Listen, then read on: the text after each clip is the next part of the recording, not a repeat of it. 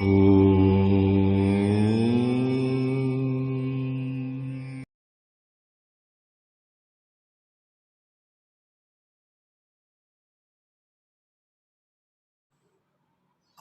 யுகம் என்றழைக்கப்படும் கீர அல்லது கிரேதா யுகத்தின் நாயகன் முருகன் 14 சித்தர் பீட இளவரசன் பற்றிய குறிப்புகள்.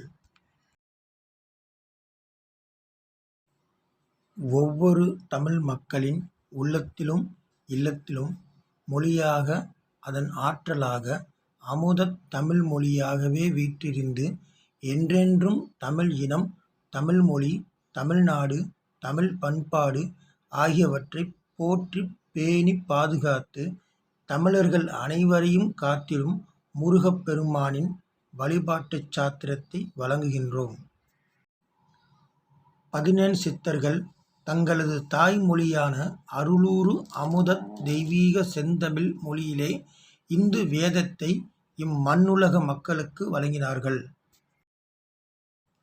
முதல் 14 சித்தர் பீடாதிபதியான ஆதிசிவனாருக்கும் மலை அரசனின் மகளான பார்வதிக்கும் பிறந்தவர் 14 சித்தர் பீட இளவரசன் முருகன் ஆவார்.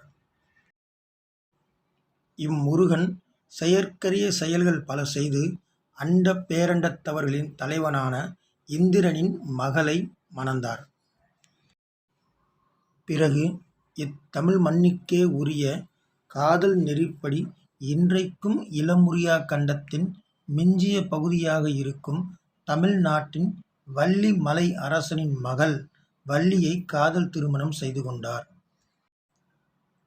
இரு மனைவியரோடும் இல்லறம் நடத்தியும் இவருடைய 32வது வயதிற்குள் இவருக்கு வாரிசு ஏற்படவில்லை. எனவே முருகன் அடுத்த 14 சித்தர் பீடாதிபதியாக அருளாட்சி அரியணையில் அமர முடியாதென்பதால் என்றென்றும் அருவுருவ நிலையில் இம்மண்ணுலகிலேயே இருந்து அனைவருக்கும் உதவிட 18 படை வீடுகளை அமைத்து நிறைந்தார். ஓம் குருவே போற்றி போற்றி, போற்றி போற்றி, சரணம் சரணம், சரணம் சரணம்.